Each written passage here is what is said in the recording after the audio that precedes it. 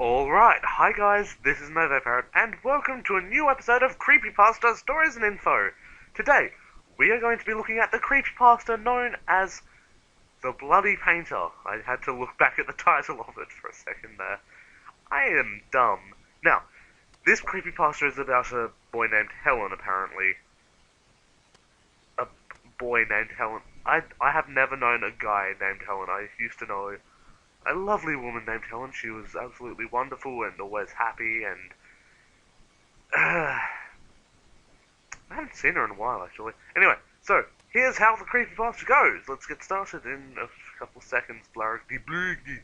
I have money now. No, I don't, but I have money. Let's get started. This is Helen. 14 years old. His dark circles feel as if he has never slept enough.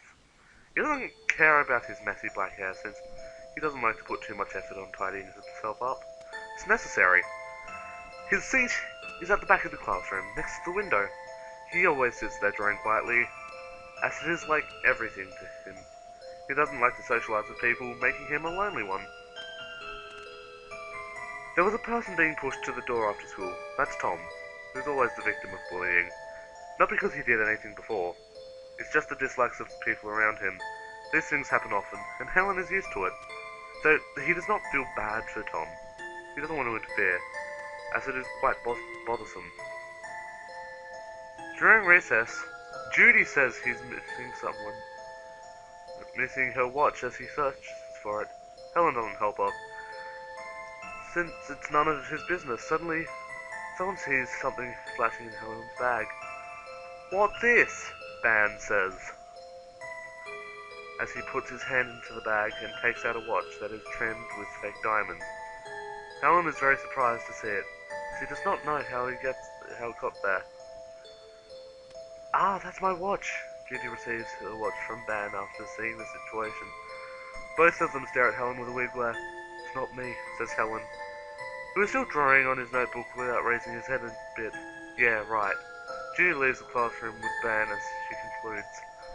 Alright, I'm just gonna pause it right here. Who the fuck are Ban and Helen? I'm sorry, but...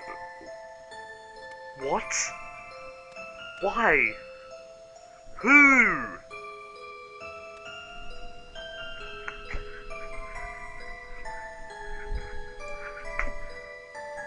Why?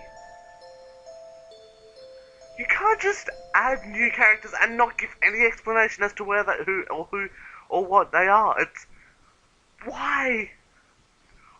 Why? Why? I get the feeling I'm really not going to enjoy this. The following day, as usual, Helen sits at his table drawing. He notices that the atmosphere doesn't feel right around him. People start whispering about him, and even a few start calling him a thief. He decides not to explain himself, as he knows that it's useless to do so. As time passes, Helen becomes the new largest target of victim. What? As time passes, Helen becomes the new target of victim for people to bully. Everything he does now is being exaggerated. He doesn't like it, but he doesn't resist. He keeps the feelings in his heart, keeping silent.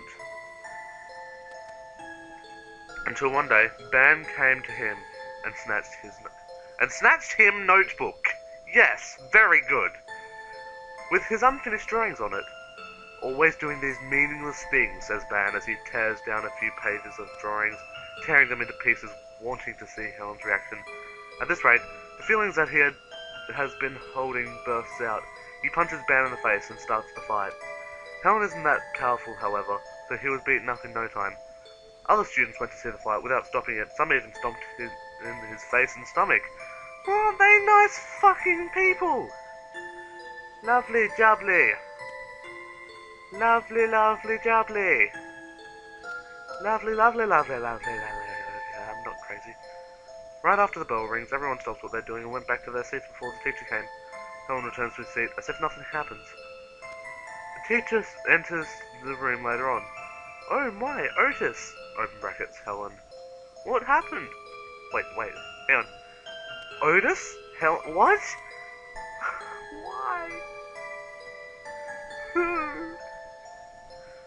This is terrible! You guys must hate me! Helen has so many visible bruises on him that the teacher notices right after she enters the room. Everyone turns to look at him, waiting for him to give a response while glaring at him with a murderous look. I fell from the stairs, miss. Helen replies as the glares disappear. After returning home from school, his parents also ask him what happened, and he responds with the same answer. The blue jacket he is wearing covers all of the bruises, other than those on his face. His parents believe it without doubt. Usually when Helen's parents ask his about how he is at... Oh, fuck it. He always says he's fine. He even lied about making a lot of friends, living happily every day. Helen refuses to tell his parents the truth, since he doesn't want to make his parents worry about him. A few months later, he's gotten used to the negative comments about him, and getting hit or humiliated has been a normal event for him. He's completely immune to these things now. Who framed him in the first place? Why did the culprit do it? This doesn't matter anymore. Nothing matters anymore now. Hi, you there. Helen receives a message from an unknown user on Facebook. Who are you? He replies. I'm Tom, your classmate. Tom has never interacted with him before. This surprised him a bit. What is it? Helen says. Are you alright? None of your business. Helen concludes Tom's question. Tom types for a bit before coming up with, listen, I know how you feel right now. You're in the same situation as I am. I really want to help you, but I can't, sorry. Afterwards, Tom and Helen text each other for a long time, and Helen feels much better after telling him all the pain and feelings he has been through. She needs to joke around with Tom, often using... That's a very big smiley face. It's like a semicolon, space, closed brackets.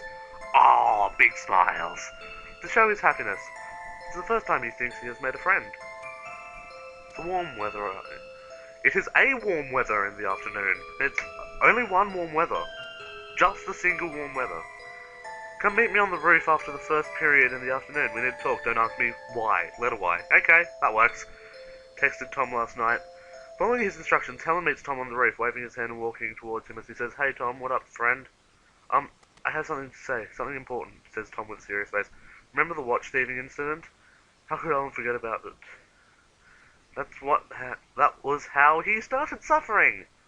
Helen nods to show he remembers. I was the culprit. Tom looked down, scared to look into his eyes. What? Helen is shocked. I'm sure he is.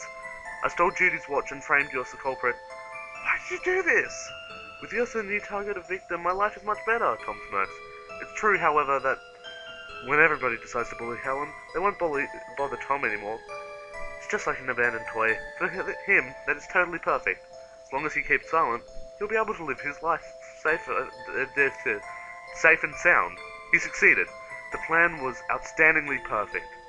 Helen grabs the collar of his shirt and after pushing around for a bit, they ended up near the edge of the roof. Okay, I can only see where this is going. I haven't even read the next line, but I already know where it's going.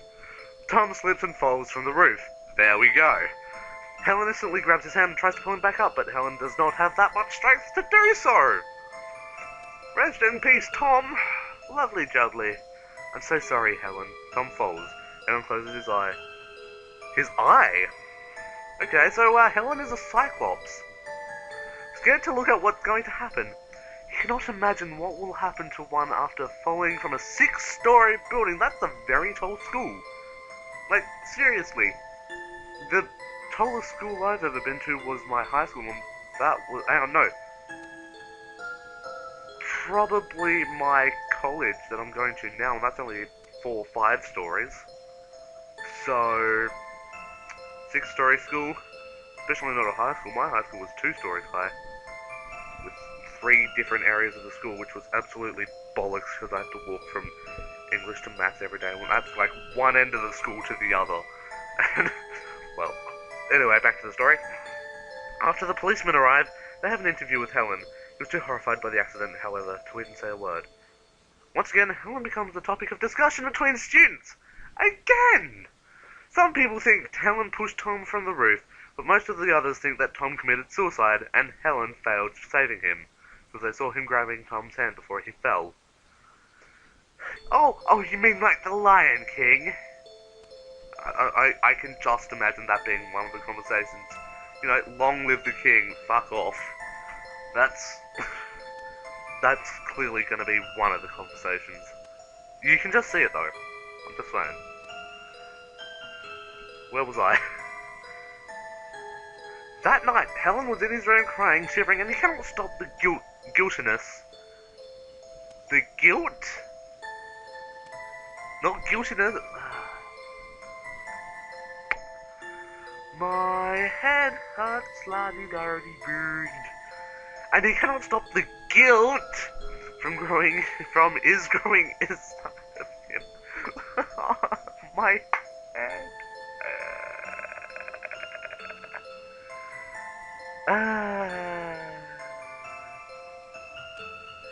He needs to calm down. And suddenly, a thought flashed in his mind. It's not my fault that Tom died. He deserves to die. Aren't you a nice fucking person? This makes him feel much better. And his guiltiness fades away too. Helen creepily smiles. Tom has had his punishment. Suppose it's time for others to have theirs, isn't it? His cries turn into laughter in the dark.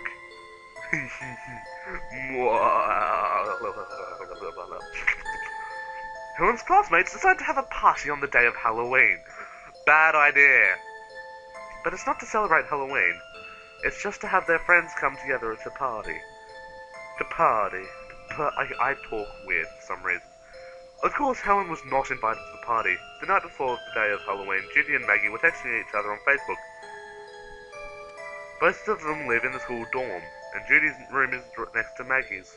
Since when did high schools have dorms unless they're at a boarding school? Which would probably explain why it's 6 stories high. And this is probably in Britain. No, it's not, because most have people...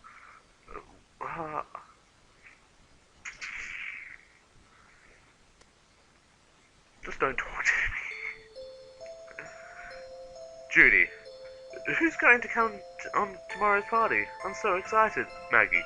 Most of our class will be there, but I texted ban so many times. And even though all the messages I sent are read, he just never replies to me. What the hell's wrong with him?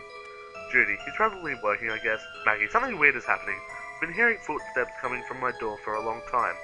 I think someone's walking around the dorm. Maggie. Wait, I'll go check. Using the hole in the door, Maggie saw something unusual. Maggie. Oh my god, this guy outside wearing a mask and a blue jacket, and he's holding a knife, and he's all bloody. Maggie. Fuck, he's knocking on my door now. Maggie. Oh god, oh god, oh god. Judy. Just calm down and find a weapon or something. Judy. Protect yourself. Maggie. He's turning the doorknob. Good thing I locked it. I'm scared. Judy. Maggie. Maggie. What should I do? Judy. Maggie, listen. Maggie. Save me. Judy. Maggie, calm down. Maggie? Maggie? Scroll down. You there? Looks like someone died. The message is shown to be read, but Judy just doesn't see Maggie's response. Suddenly, Judy hears the sound of her room door opening. The instant she turns around, she feels a terrible pain in her stomach. A bloody person who is wearing a mask and a blue jacket bursts into the room and stabs her. You mean after she's been stabbed?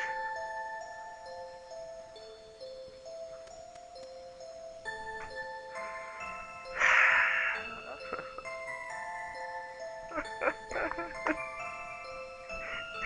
can't do this anymore.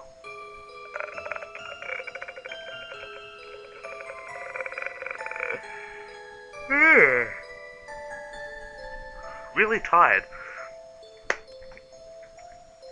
Anyway, stabs her. That night, all of the students who were in the dorm were murdered. Oh, well. Lovely. No one knows how that killer did it. Murderer used the victim's blood to paint the walls of the dorm, with most of the paintings being the face. Semicolon. Double space, closed brackets. Many of the corpses were being chopped and mashed, possibly to get more pigments. Helen noticed the culprit is still currently missing. However, in the chat room where Judy and Maggie texted each other, a message was written to respond to Judy's first message at 9:03. 11:15 Judy, don't be excited about tomorrow. Semicolon. Double space, closed bracket, because there will be no tomorrow. Dun dun dun.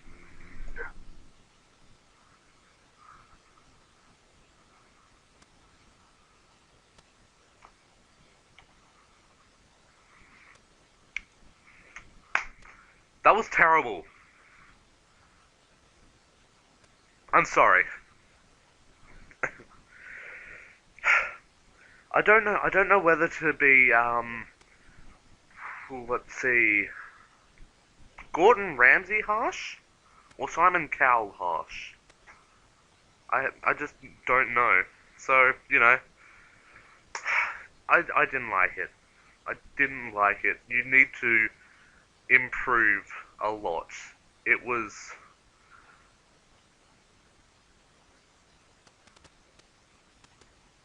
I don't know how to describe it. It was horrible.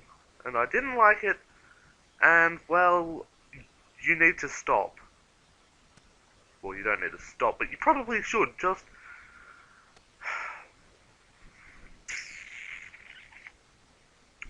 Have you tried going to English class? Because, that's usually a good idea. I'm sorry. I don't know. I'm not saying I could write better. This was a very original idea, going on a very simple concept of one being bullied, and then just one day snapping and just murderizing everything.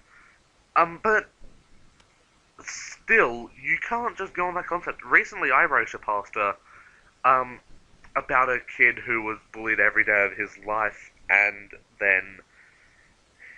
he's had no friends, and his only friend was a cat. And when his cat got run over by his mortal enemy, he snapped and murderized everything, including, like, 7 cops with a stick. So, you know, simple concept, but really, you need to put more detail, and you can't just add new characters. Like, hang on, who the fuck's Maggie? And who the fuck's Ben? And who the fuck's Judy? Was it Judy? It was Judy. Who are these people? You have given no, like, you have given me no concept of who they are. The only people you put detail into were Helen and Tom. And, like, just after reading about Helen, it's like, okay, so Helen's going to be the main character. Scroll through. Tom's the only other person who gets more detail. Like, I've read after that and, like, introducing more characters. You know, Tom's going to be one of the first people to die because he's got probably the most detail out of anyone in the story. So, like I said, simple concept, needs more detail, needs better writing, better punctuation, and you need to know what words to use where, and tenses, and simple punctuation, and how to write. I'm sorry, but now, I must say it's relatively good, but it's terrible. It's terrible good. There's it's like chaotic good. That's how I'd describe it. No. Yeah, chaotic good. Maybe. Maybe. You know. Anyway, thanks for watching. You've been a wonderful audience. Don't forget to hit that subscribe button if you really, really want to. You probably should, because if you don't, then Helen will come and murder you and paint a massive smiley face on your wall. Anyway, you've been a wonderful audience, etc., etc. This is Novo Parrot, signing off. And let's hope that the next Creepypasta isn't as bad as this one.